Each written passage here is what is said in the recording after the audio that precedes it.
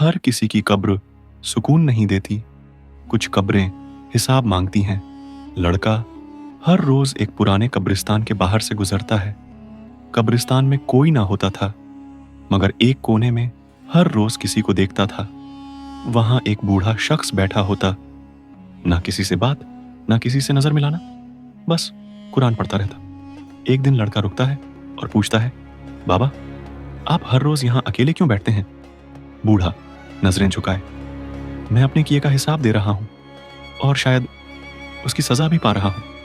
लड़का हैरान, किसका हिसाब?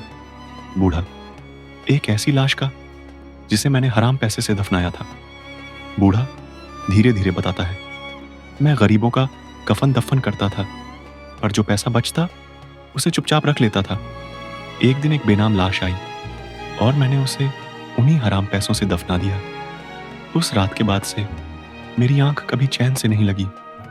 लड़के की आंखें भर आती हैं। लड़का धीमे कांपते लहजे में, बाबा, वो बेनाम शख्स मेरे वालिद थे।